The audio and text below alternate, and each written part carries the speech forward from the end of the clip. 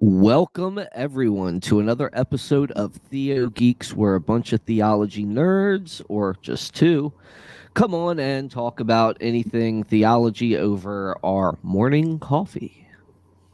I'm David Russell, and I'm here with my co-host Dale Glover. What's up, Dale?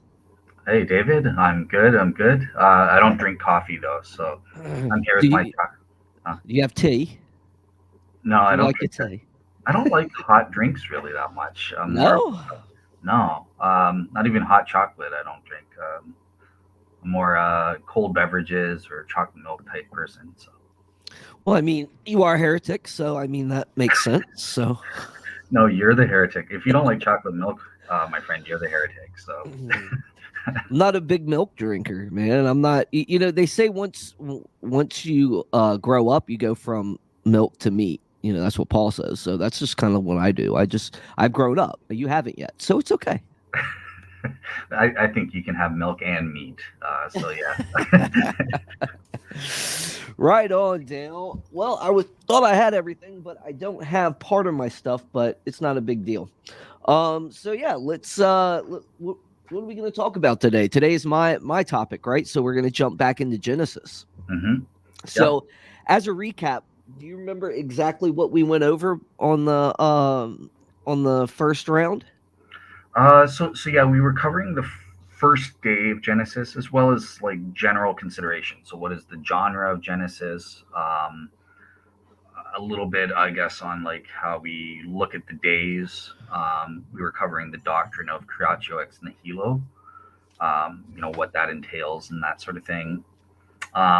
You mentioned as well that there's a difference in perspective because obviously you're an old earth creationist. You take sort of Hugh Ross's position. So you're saying, look, in verse one, we start out from God's perspective, and then it changes. We're on the perspective of the planet Earth and that sort of thing. So that's what I remember from the first part. Yeah, yeah, and when you're talking about Genesis, and I think we both discussed it, we both hold to like the same primary notions as like God did create everything, right? Yeah. And that God is the author of life and that God created out of nothing. We talked about creatio ex nihilo. So, and I think we agreed on that. And I think it's kind of a doctrine that has been in the church and as a primary is one of the primary doctrines that they've had. I don't think it's like essential to salvation or something, but like as being a primary doctrine, as being one of the ones that have been around for a super long time. I think that's just to say. So yeah, I think it was good. I think that when we move on to Genesis 1 verse 2, this is where we're going to talk more about the perspective change and we're going to start getting into days and stuff. So, but other than that, before we start that, I want to just, how are you doing, man? Yeah, I'm doing pretty good actually. In terms of my podcast, I just had a show that's been pretty successful with Dr. Gary Habermas and Hugh Ferry, and someone who's been on your show a couple times. Daniel Lowry was on there as sort of my guest co-host, and yeah, that was a great show. A lot of people are really enjoying it, and Gary even got one of his articles about the crucifixion being published in an Italian journal now because of that show. So yeah, that was a good time there, and I'm looking forward to having Dr. Shabir Ali. November 9th, I think, is when we're still set up to record on the numerical patterns in the Quran. Obviously, I've told you, Russell, if you're free, you're welcome to be my co-host for that one if you'd like. Yeah. Yeah, I appreciate it, man. That's good, man. Yeah, man. I mean, my work schedule's been really crazy. And with some family issues, I just ask everybody to pray for my grandmother that went into the hospital for COVID. So that's been kind of crazy. It seems like when it rains, it pours recently. This year's been real rough on the family. So we've been just skating along. The show's going fantastic. Again, I got Travis is setting up interviews and doing stuff, and we've got more debates, and we got TheoGeeks. I mean, it's doing pretty good, and I like to network. I like to network. I like getting other podcasters to come in, to join, to uh talk theology, to do anything. I mean, it's a great thing to get a collaboration of Christians that are all fighting the same battle as you and coming together and talking about important things, like the important questions, and how we can like better advance the gospel. So Yeah, yeah, no, yeah. I fully agree. That is one thing that I'm very impressed about whenever I get to join in on your on PorA here. Yeah, you're very good. You've got a lot of connections with like other podcasters. The Mentionables. What was the other guy you had on last time I was on? Um, uh name starts with a T. Tyler, yeah, Tyler. Tyler. Yeah, yeah. Tyler for Complete Sinner's Guide. Yeah, he's awesome. Yeah, so yeah, it's awesome getting to meet these guys and bounce ideas off of them and see what they think about stuff. So Yeah, he had a really great show on last week too. That was with there's this one Lutheran that was on there. They interviewed this Lutheran guy. It was pretty good. So yeah, I thought it was really interesting, man. So I learned a lot about some things that I had from a different perspective. So I mean, yeah, Tyler's great, man. Tyler's got I mean, his show is just pumping. He's just pumping it out, man, and it's fantastic. But yeah, so Complete Sinner's Guide, guys, go over there and check it out. I'm not ashamed to share my guests. So yeah, we're all in this together. exactly. Yeah. Oh man, but yeah, so other than that, man, let's jump into Genesis. We're on day 2, and I'm not gonna like rehash day 1. I mean, I think we covered that pretty well, but we covered what it was, the light and the night and the day and stuff like that, and now we're gonna move on to day 2, which starts in verse 6, and then God said, "Let there be an expanse in the midst of the waters. Let it separate the waters from the waters." God made the expanse and separated the waters which were below the expanse from the waters which were above the expanse. That's weird how that reads in this one. And it was so. Let Which me try it version is again.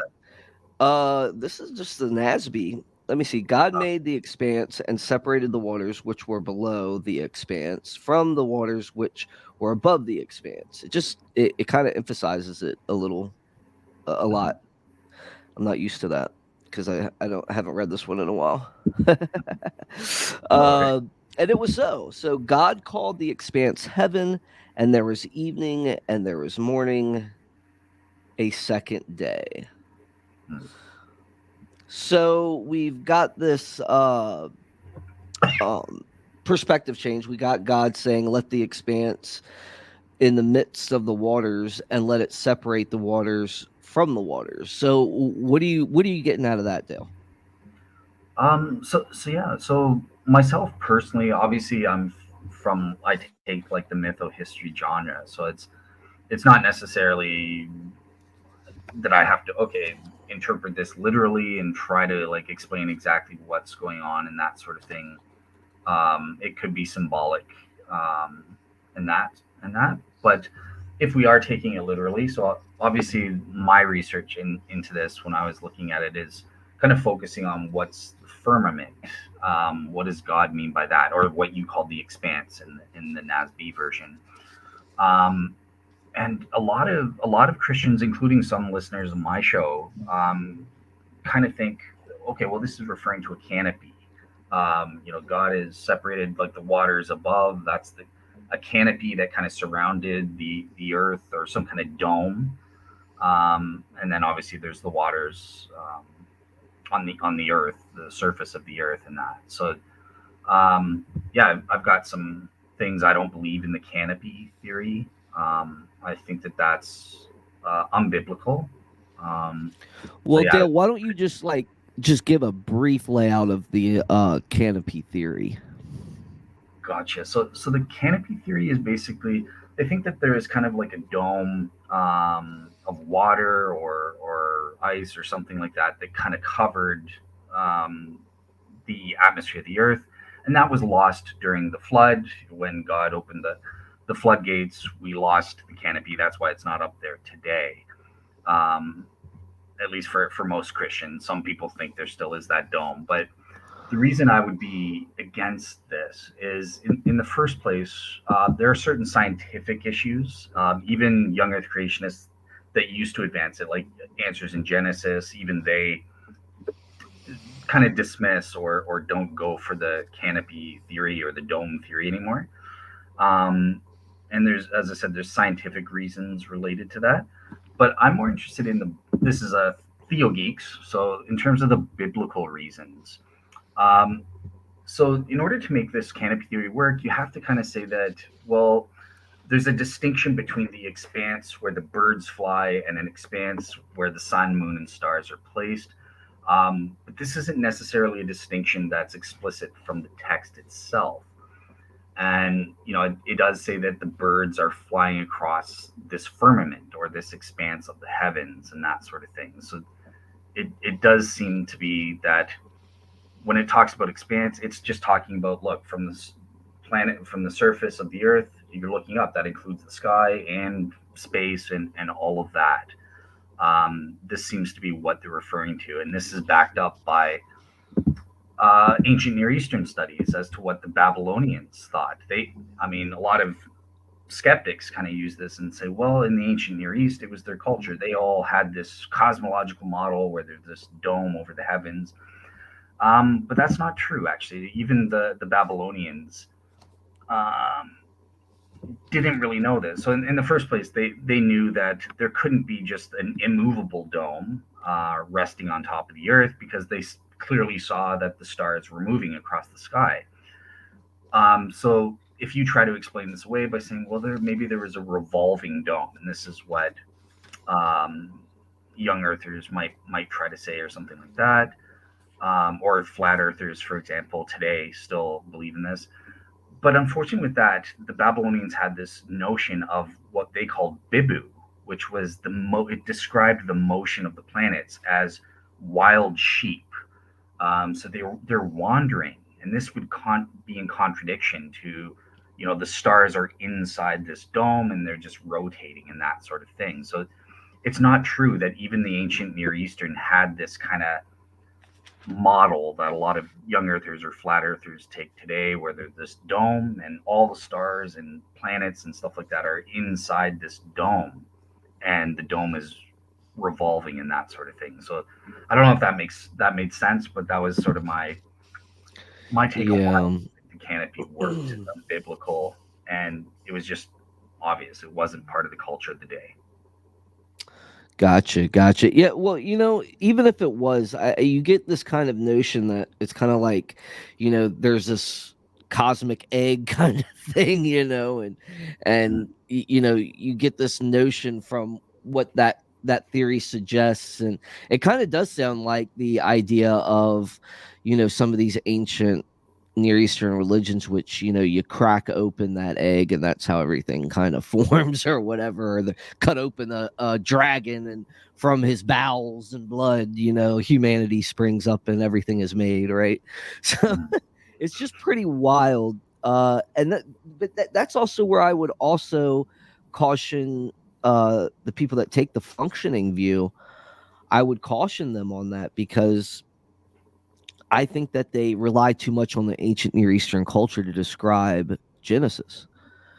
Um, even part of the mytho history, I think, is a little bit, you take too much of it. Um, I don't see Genesis. I see Genesis more as the theme of those surrounding cultures are mythical, but if we look at Genesis, all throughout Genesis, and we're talking about from 1 to 52, or what I think of 56, somewhere, one of those chapters that ended. I know it's in the 50s, but they they reflect real life, real people, real time. Mm-hmm. We don't get that with the ancient Babylonian myths. Think of Gilgamesh, for example. Gilgamesh is a representative of mankind.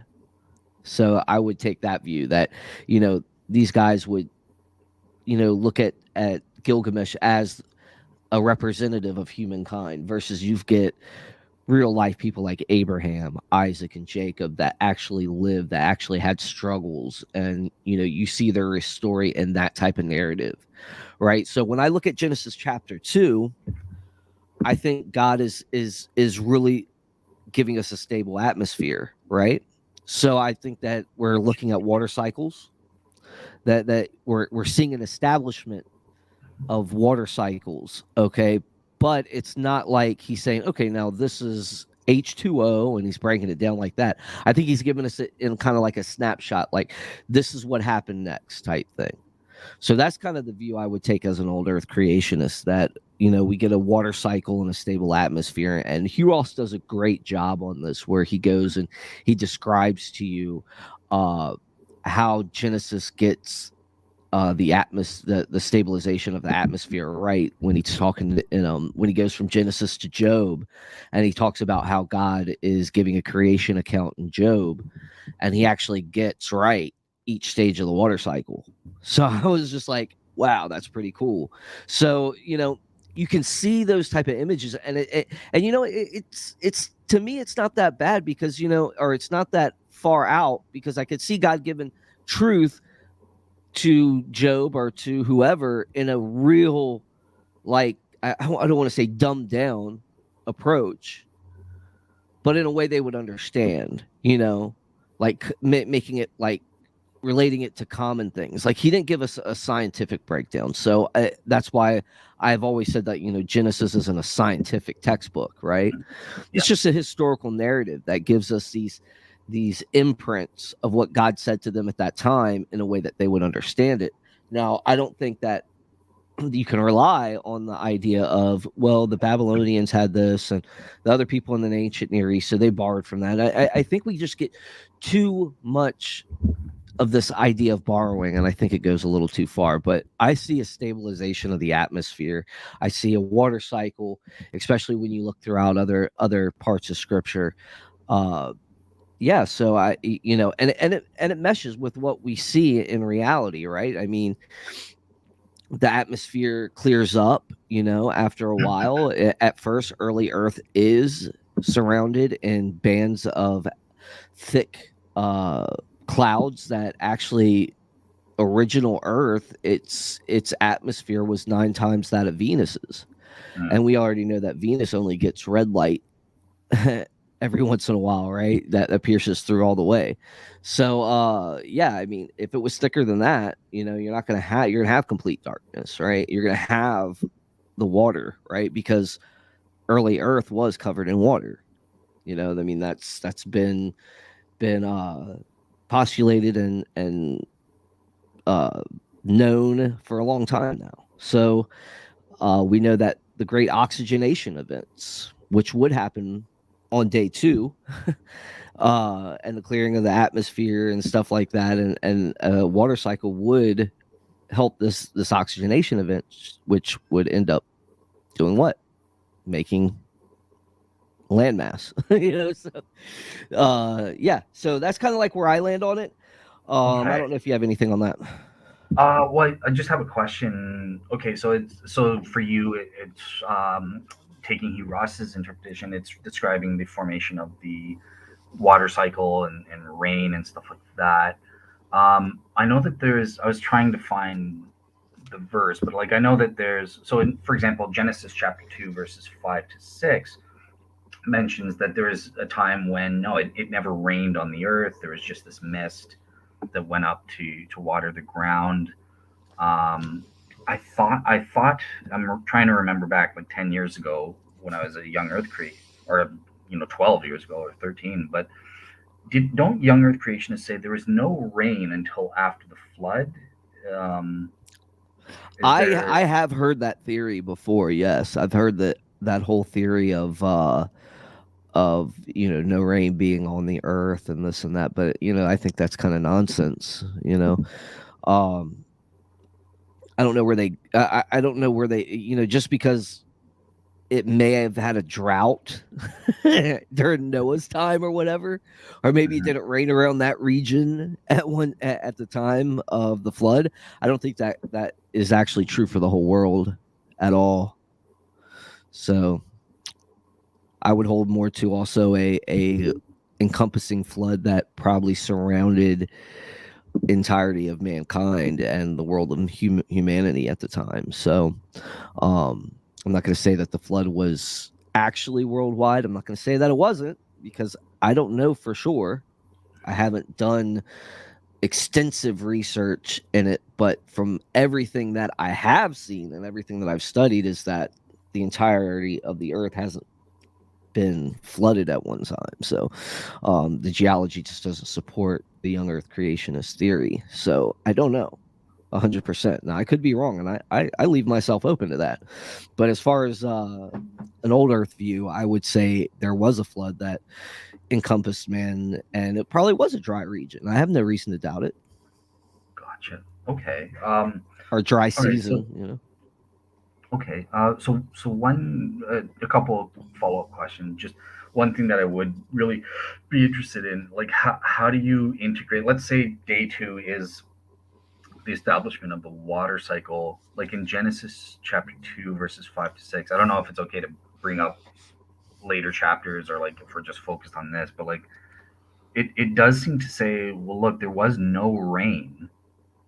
Um, Even when there's like after plant on day four, like there's plants and stuff, and God established this mist to go up rather than having rain. So like if we're taking a literal Genesis 1 is literal history and we're reading it in that light, like that seems like there might be a contradiction there. So I don't know if you heard that objection or like. No, I mean, if you give me the specific, if you can read the specific verse, I mean, that's why we're here. So, I mean, we could both hash it out together. So, All right, cool. So now Genesis chapter 2 verses 5 to 6. Now no shrub of the field was yet in the earth, and no plant had yet sprouted. Okay, so that it isn't after day 4.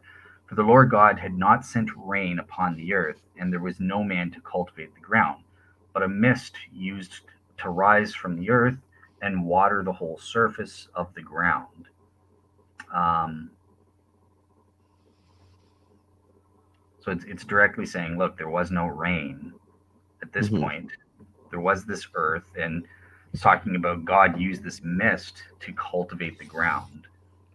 Yeah, but this is not after everything was established, right? This is not like when we're not talking about after everything's pretty much established. What we're getting different snapshots of the days, right? As far as Genesis 2 goes, right? Mm-hmm. So let's go over that. What were you saying that would be a contradiction? So I was just thinking, like, if this is saying that there was no rain as of like day 4, around day 4, I'm assuming this verse is saying, right? It's obviously prior to day 6. It's prior to man coming around because there's no one to cultivate ground. But it sounds like it's talking about how like the ground became cultivated and how plants came out and stuff like that. And instead of using rain, God used this mist. But you're saying no, the rain cycle was established on day 2. So like, yeah, there might be a contradiction there, or in your interpretation. I'm just wondering. I don't know, but Yeah.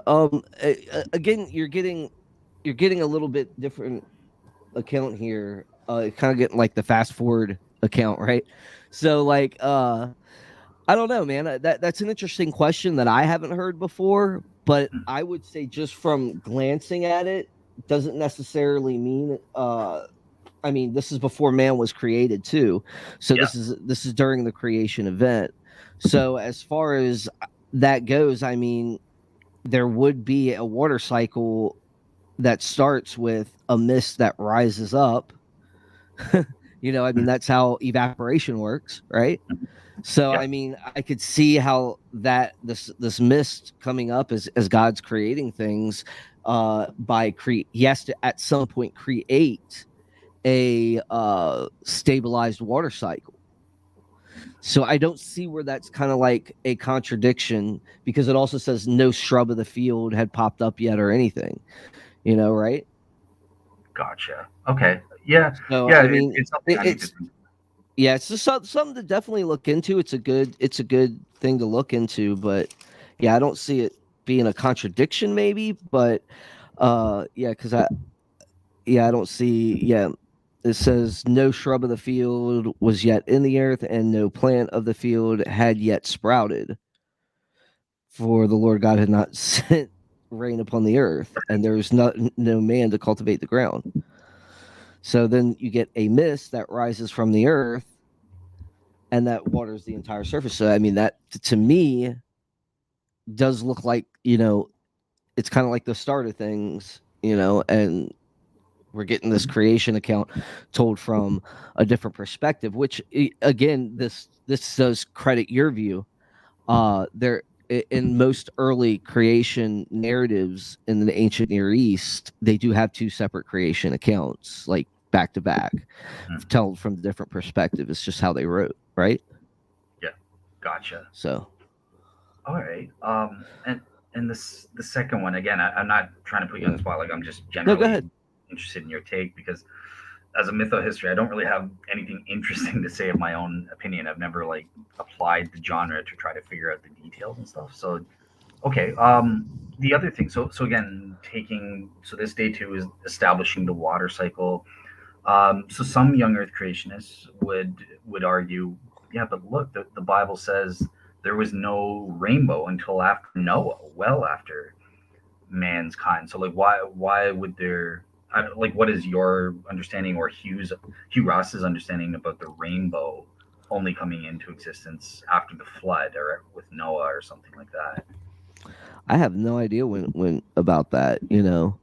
Um, who knows as when he gave it as a sign, is it being a sign what we're truly looking for, before Mhm. maybe it could have been not even considered, but as it was pronounced maybe after the flood, you know maybe Gotcha. that's when it was God said, hey, look, I'm giving this to you as a sign in the clouds. It's not that it was created at that time, but that it Served as a it sign. definitely served as a sign. Yeah. So I'd have to look into that one too. I've never even heard.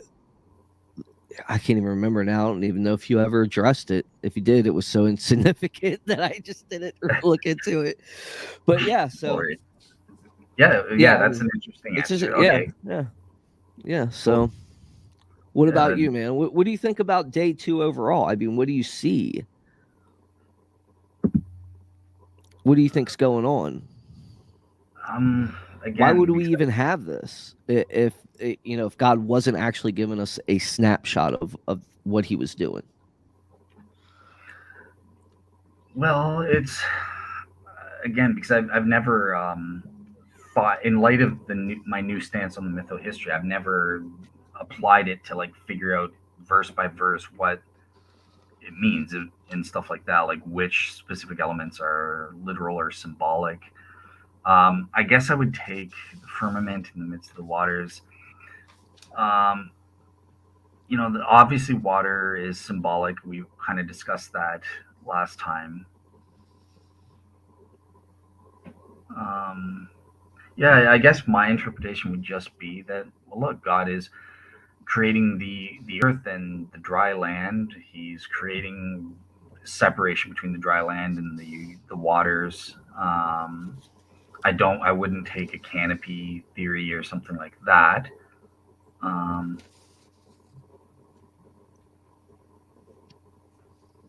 yeah, there's not really that much here. He's just creating separations between the sky and the heavens and the earth, um, and dividing the waters from the waters upon the surface of the earth as well.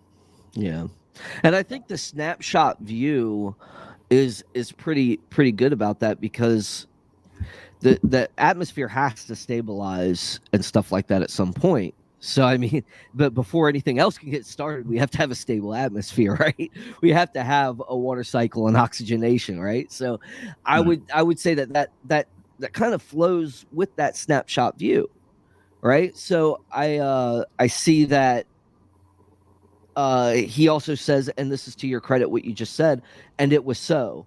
which in Hebrew merely signifies a completed action and therefore no textual requirement that suggests it's immediate, right? Hmm. So it's not quoting bara again, which bara is something brand new, you know. It's like he, like you said, he's dividing things, you know, he's starting to form things, you know, Hmm. or not even just form, but starting to, like I said, you know, make the planet a place to live, you know. So I mean, yeah, that's what that's kind of like how I see it I with do. I this. did think of one other question to ask you, and again, sorry, I know it's No, it's okay. I have like nothing specific to offer on my view. Given this mytho history thing, it's That's throwing because it's everything off. With heretical, you know. well, it's it, but yeah, okay. So one general criticism that I can see skeptics giving, so forget about young Earth creationists or that sort of thing, but skeptics might say, look, the water cycle, this none of that is mentioned at least explicitly in Genesis 1 here.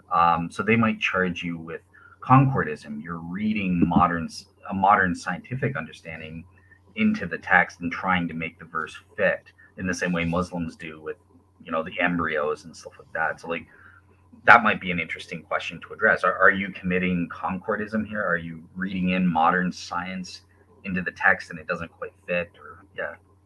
No, I mean, I don't know how it wouldn't quite fit. That's the one thing. I've always looked at it as, you know, I don't see this idea of science and faith being in conflict, and I think that we would see these commonalities in the narrative if they were true, right? So, uh, where I can justify this elsewhere is, like I said, I also see in Job when God describes this stuff, he kind of describes it with some pretty pinpoint accuracy, as Ross says. You know, Ross says, you know, he gives the three stages of life. I don't think that that would be a problem because I think we're gleaning from the scriptures stuff that is true. I don't think that I just don't see the problem there. Oh, from where I'm coming from. Gotcha. All right. Yeah. Yeah. And that's a good take. I thought it was an interesting issue to kind of bring up in general because like I know that in other religions we kind of go after Islam because like look they're not they're just reading in modern science. Like they'll point to a verse and say this is the Big Bang or something like that, and it's obviously not. So like yeah, I think a good general question is like how do we tell the difference when someone's committing this kind of fallacy like reasoning of concordism versus not, just in general. And my take on that is number one, first I think you need to understand the proper words that are being used and the context of how those words are being used in terms of the original intent of the author. We always have to start there. It's also helpful to look at the surrounding culture. Like, do these motifs or idioms or words, how do they operate in the surrounding culture? Could that be playing a role in terms of the author and stuff like that? And that can kind of help stem against committing concordism or something like that. But yeah, when it comes to dealing with an inspired text, I mean, it's true that God can inspire words that go beyond just the human understanding at that time, and we have to be open to saying maybe there are some hidden gems in here and stuff like that. Yeah, I've always thought so. And that's why, like, I really thought it was wise how Ross put those hidden treasures in the Book of Job. You know, but yeah, like you said, there's these gems that I think God does give us, and I think that they flow together. Uh, and you're right. It has to be thoroughly exegeted. It has to be. We got to make sure we're not making our mistakes and committing those type of problems. You know, or reading into the text something that's not. It's not meaning to purvey. You know, or to tell us. You know, so yeah, I agree with you there, and I think we'd be on agreement on that same page. But yeah, so what else did you have? You have any other questions? Um, Not really. I mean, just based on these verses, let there be um, waters from the waters. You've already explained that. Um, Are we also going over verse 9? Like, then God said, let the waters under the heavens be gathered into one place and let dry land appear. I kind of went into that in my explanation. Oh, okay. Oh, yeah. Uh, So, so he's kind yeah, of then forming. God said, let the waters below the heavens be gathered into one place, and let the dry land appear. And it was so. God called the dry land earth, and the gathering of the waters he called seas. And God saw that it was good. Then God said, let the earth sprout vegetation, plants yielding seed, and fruit trees on the earth bearing fruit after their kind with seed in them. And it was so. The earth brought forth vegetation, plants yielding seed after their kind, and trees bearing fruit with seed in them after their kind. And God saw that it was good. And there was But evening and there was morning, a third day. So we got to the third day. But we don't have uh I mean, we have enough time to get into it. We didn't take too long on the last one. So if what are your thoughts right now? I mean, what are you thinking? What are you curious about? well, one thing when you with day two, right when you finished, that little phrase at the end, and God saw that it was good. Um, what might that mean? What do you think God means by that? What does it mean for God to say it's good? I think it was exactly how he wanted it to be. I think it was exactly uh according to his purpose and will, that everything is moving along, and each eon or each whatever phase he's going through, he's like, that's how it's got to be. That's perfect. That's good. Let's go. you know Yeah, yeah, perfect. Yeah, I couldn't have said it better myself. I fully agree with your take on that one. So I'm not a heretic on that one. Yay. But I think that he's my words are truth there. No, I'm just joking. so, so yeah, I think that it means, look, this was morally ideal. A lot Right. of people who follow me from Real Seekers understand I make this when it comes to like moral things. There is this distinction between moral ideals where God's moral values are fully upheld and that sort of thing. But in a fallen world, sometimes there have to be exemptions to God's moral principles or values due to sin. We have to choose the lesser of two evils or something like that. So something is it's not necessarily immoral if we have a justifying exemption, like killing in self-defense. Killing is never morally ideal. God would never say that's good or that was good, even though he wouldn't say, well, you're not immoral for killing in that circumstance. You had to out of self-defense or something like that. So when I read and God saw it was good, this is God affirming this state of affairs is morally ideal. It's perfection as to what I had in mind and stuff like that. There's no compromise or corruption at all involved. Um, that's how I take it. You're muted, by the way. Yeah, I agree, man. You said it a lot more elegantly than I did, but yeah, man. So I had to um provide something of substance. so we get to this narrative now on day 3. We get these idea of plants. What do you? We get vegetation now. So we're going from now, I guess, uh, an oxygenation event. Obviously, is what I would say. And from there, water covered the earth for so long, and then plate tectonics and other geological processes start, and now we get this dry land and vegetation and all that stuff. So I think it's pretty interesting. Yeah. So Well, one thing that springs around. So day three is when plants started coming in. So that mhm. might help with my question to you about the contradiction, perhaps. Um, yields fruit according to its kind. So let me Yeah, just I just lay out what the old earth creationist believes here. The old earth creationists contend that God caused dry land to emerge from the water covered earth over eons of time through plate tectonics and other geological processes, right?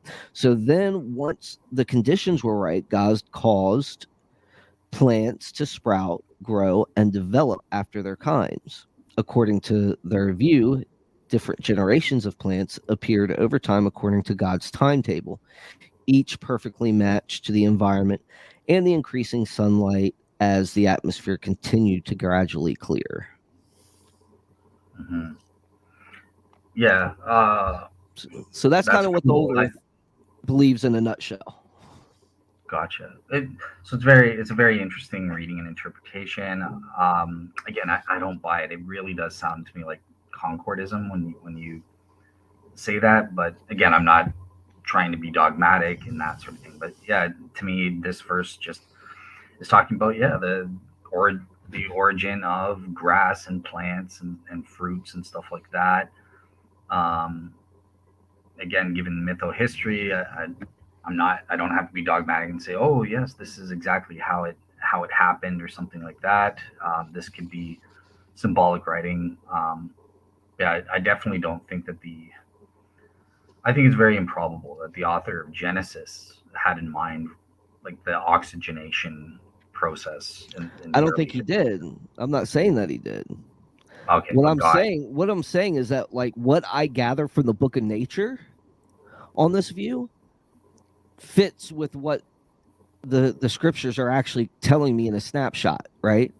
gotcha. So what I'm saying is that like God's given somebody a process that actually fits with what we find in the book of nature.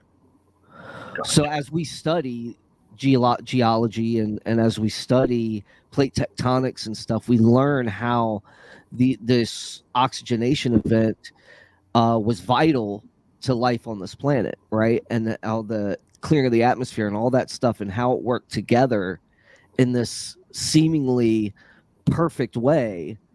We have one book that says that we can look at and say, hey, look, it gets it right, right? Mhm. It's not like telling us this from a scientific perspective. It's just telling this from a historical narrative, like, okay, this is what God said he did. Uh, and it's not giving us like the science of it. It's just saying, the ground brings forth light vegetation after its kind. And well, what do we happen as soon as this oxygen? What do we see in nature? We see that wow, this oxygenation event happens, and these two kind of coincide with each other. We don't see that with any other religious text. All right. You All see, right. so Awesome. it's not like we're trying to read the scriptures and match it up to our science. No, we're doing science, and we look at the scripture and say, "Hey, look, they got it right." And you can do that with about anything that makes predictive uh, uh, hypotheses on things. Hmm. Yeah. All So right. I'll have a question for you when we get to day four then, about that. But sticking on, if we can get to that if you want, but sticking with day three, I did notice something that's interesting here that we could address as well. Okay, so God creates herbs that yields seeds and the fruit tree that yields fruit mhm, according to its kind. Or mhm. there's seeds according to its kind. Um, we can maybe talk like, what does that mean? What is that about there? Like, what would your specific questions be? I mean, because it sounds pretty obvious that God created uh, or allowed this process to happen. So I don't know what your question would be on that Oh no, right. specifically. I guess it's so. What is it? What does the Bible mean when it talks of a kind? What is a biblical kind? Is it Oh, that's interesting. species Yeah, or genus? What is it? yeah. I'm not. I've seen it debated.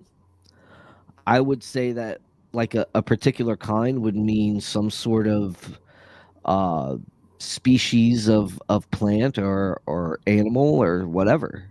That's how I would generally take it, right off the top of my head. I'd have to look more into it, but yeah, it's definitely an interesting thing to look into. Yeah. In terms of my take, again, I'm remembering from like trying to remember from like 13 years ago when I was a young Earth creationist and studying these issues and stuff. But I think that a biblical kind definitely has to be broader than just a species, because that'll lead to, if you take it everything literally, there are certain verses later on in the Bible that will say, well, then this contradicts or something like that. So it's not exactly clear what it is. I think it's like one level up. I've heard some. I'm not sure if it's Michael Behe, but some Christian scientists have tried to put it at like the next level up of family, or even a genus, as high as genus or something like that. Um, and that helps account for some of the data with the Bible and what we know about how reproduction works cross species and stuff like that. Um, so yeah, I would say it's definitely got to be higher than a species if we're taking everything literally in order to be consistent with what's in the Bible. But as to what is it, where does it fit, we don't know exactly. It's yeah, I don't know if that helps. That's sort of my take. Hmm. That is interesting. Yeah, I mean, it makes sense. It could definitely mean more than that. It could be more broad. So, I mean, like I said, I haven't looked into it, and just hearing what you just said, I mean, it's definitely interesting. I definitely would take more time to consider that. That would definitely be something to look into. But yeah, so um it's we're about 50 minutes in, and I think it would be good to talk about.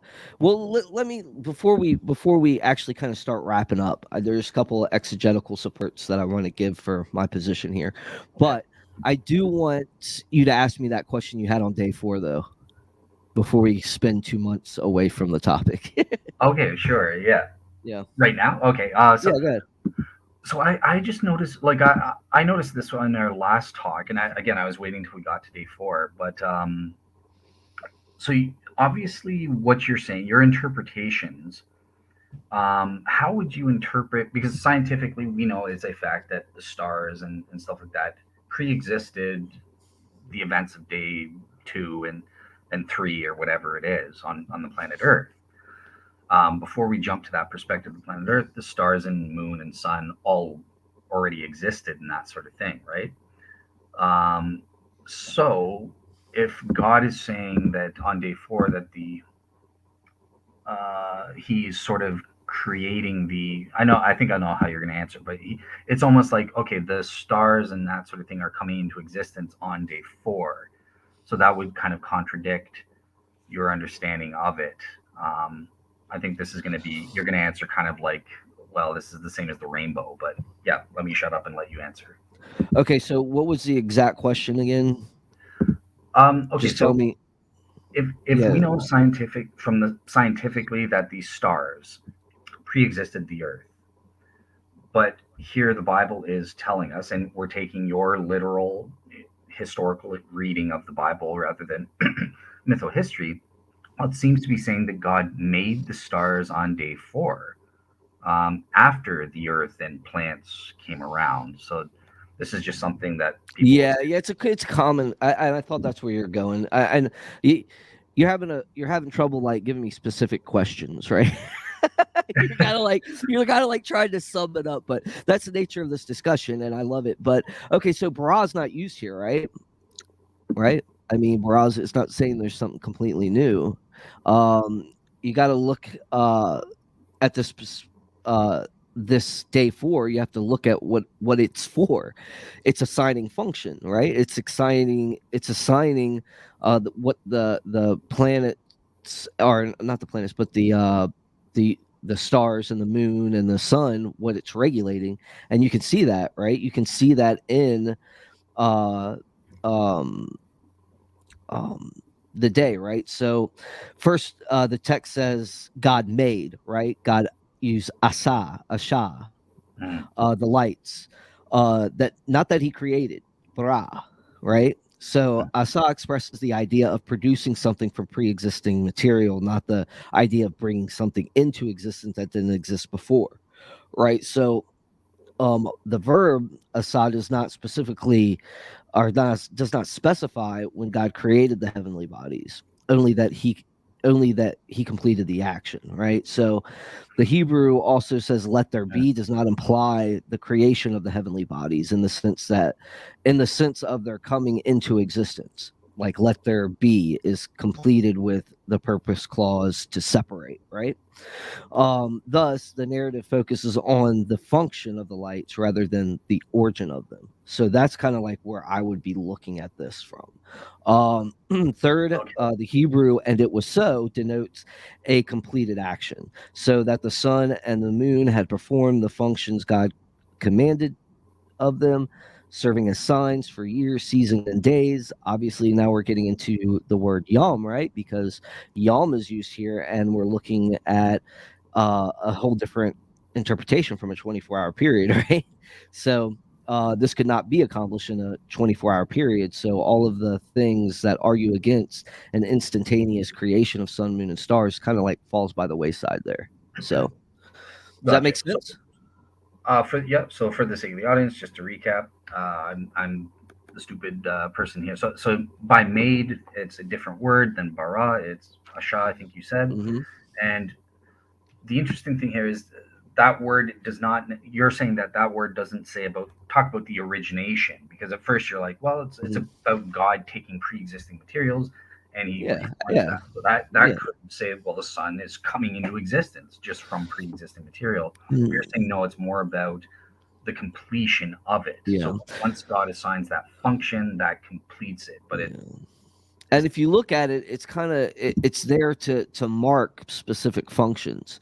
And if you look at everything, all life that's regulated to it, you know, that makes sense as the atmosphere clears, and now these plants would have existed before by the light from the sun penetrating the earth, even if it's more like uh, a cloudy day. You don't see the sun, the moon, or the stars, right?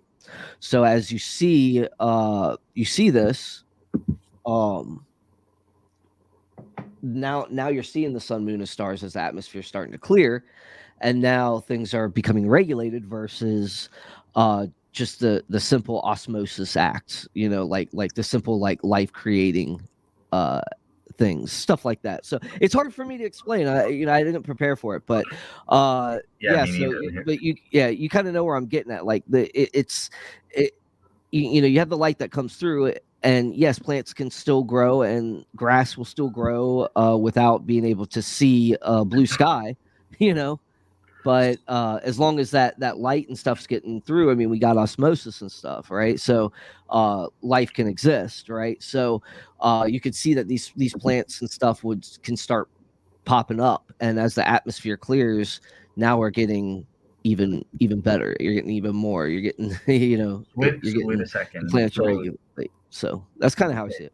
So the clearing the atmosphere, because I thought you said last time that happened on and was completed on day one or day two or something, like on day one or something like that. But you're saying it was a process, so it didn't Well, fully clear up well, you until got to day. remember, a young Earth view is these things happen over eons of time, right? So what I'm saying is that as the things begin to take shape, as the things the specific days begin to take shape, Mhm. and one day is over, and this and that, you're getting that process is becoming more and more abundant to where we're at today, right? Okay, so the So. things that the processes carry over from day to day is what I'm Well, no, asking. not if it's completed. Not if it's completed. I'd have to go back and do the Mhm. whole separating, because you have the how the sun is popping out in stages, right? Mhm. Um, you have an uh thick atmosphere at first, right? No light gets through. Then an OPEC atmosphere for a while, right? And Sure. then a cleared atmosphere on another day, So I don't know exactly how that works 100% on each and every day. I'd have to do more of a specific study on it. I have before in the past, but um, yeah, what I'm thinking now is just, yeah, you have to see where that clearing is on each day, whether it's translucent, transparent, opaque, or totally covered. So you just have to be able to regulate through that. So as I see it now, that the atmosphere is completely translucent or transparent, Okay. right? So now it's like it is now, on day 4, where it's totally cleared. But the staging of the atmosphere does happen throughout different days. So on day 1, we have a complete darkness, and then God says, "Let there be light." The Mhm. atmosphere becomes opaque, right? Yeah.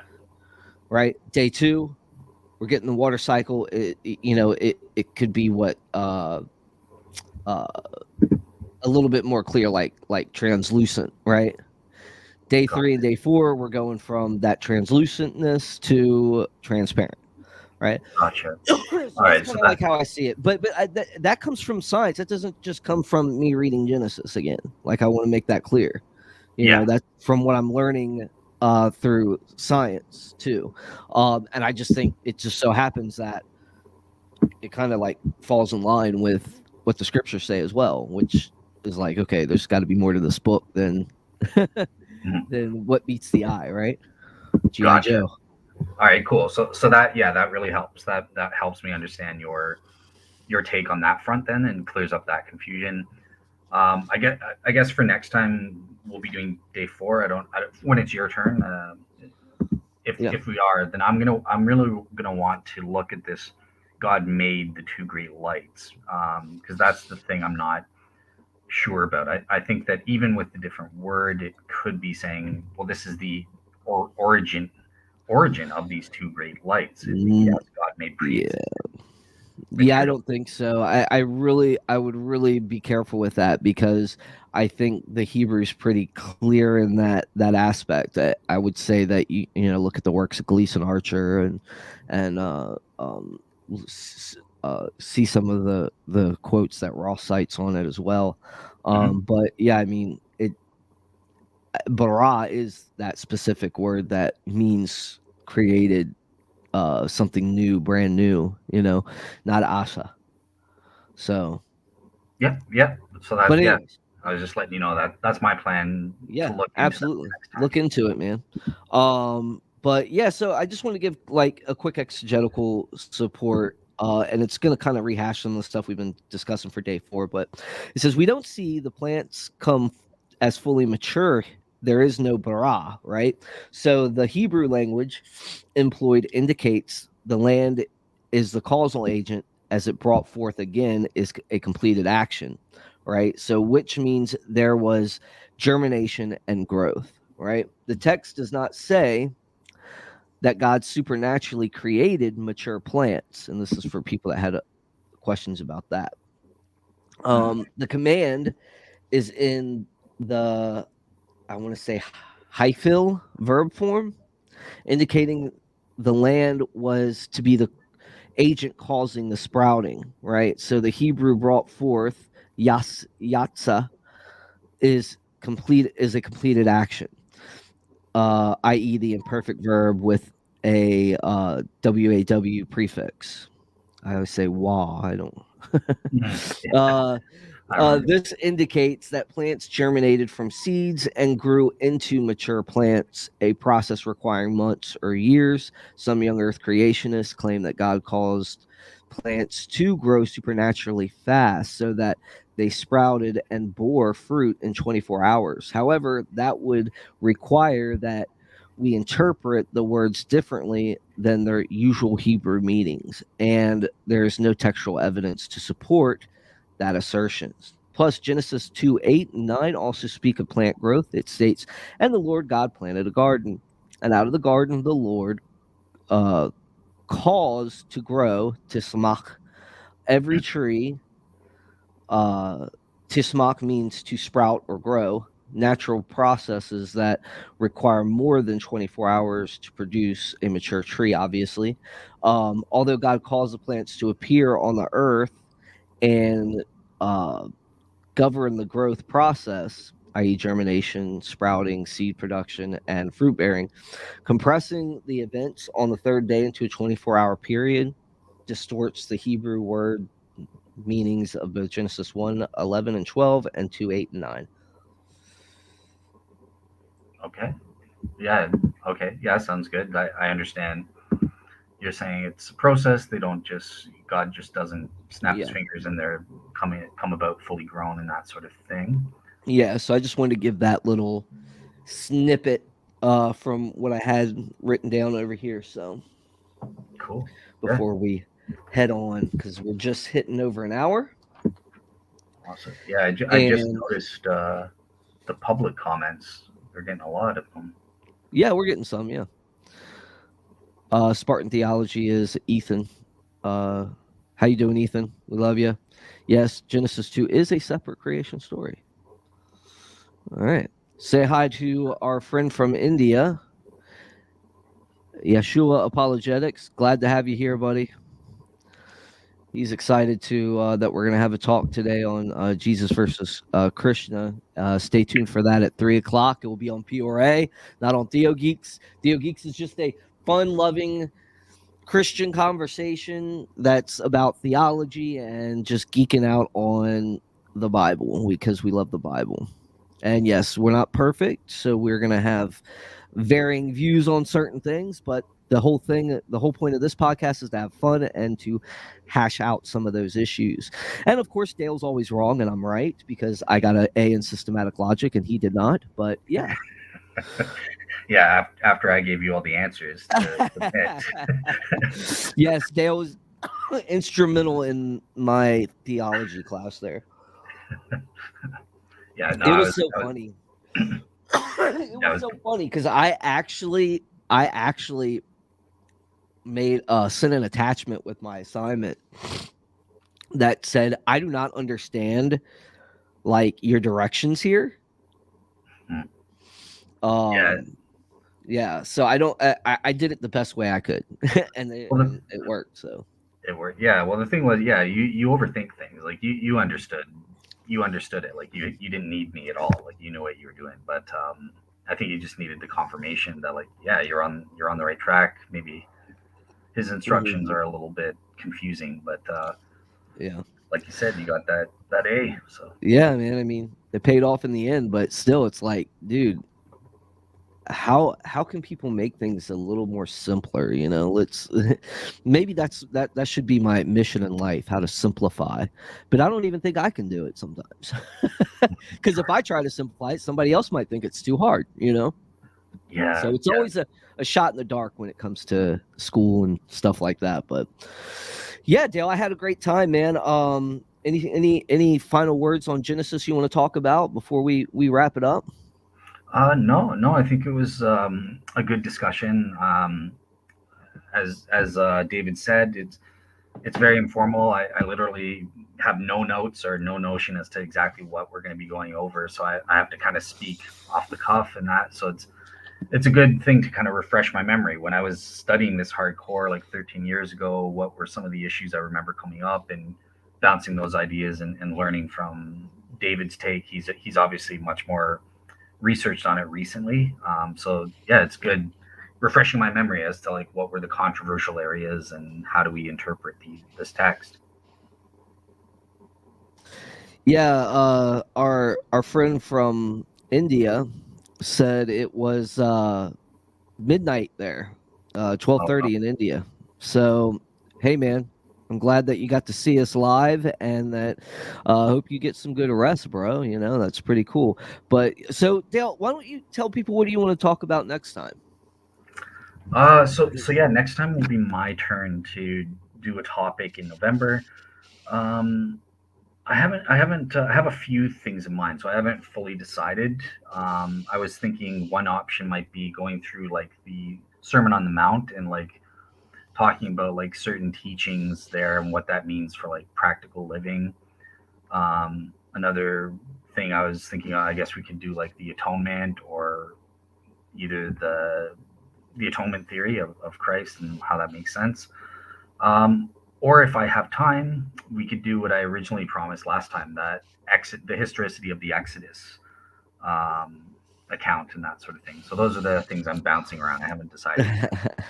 Yeah, man, I would definitely love to do the Sermon on the Mount too. I mean, we got 1 foot in the Old Testament, 1 foot in the New Testament. That'd be pretty cool. But Cool. yeah. But yeah, so guys, stay tuned for more Theo Geeks. We do this once a month just to have fun, just to do kind of Bible study together. Yeah, we don't have all the answers, as I'm pretty sure it's clear. We don't have them right off the top of our head or anything, but we do love discussing them nonetheless. So thanks for joining us. And stay tuned for later on today. PorA's got some pretty cool things lined up. We've got the podcast extravaganza. Dale, I hope to see you there. Maybe you can make it, maybe you can't. Uh, uh, it's an extravaganza. We're talking about Christians and horror movies. How should we respond to horror movies? When then, of course, we've got the debate at 3 o'clock with Rob Lumberg and my friend Peter, talking about Christian and Jesus. So stay tuned for those on the PRA side. This is TheoGeeks signing out. Dale, say goodbye. All right. Goodbye, everyone. Thanks for listening, especially for the guy from India. I mean, geez, you go to bed, get some rest at this point. Listening to me and David was punishment enough. So, yeah, have a great week, everyone, and we'll see you next time.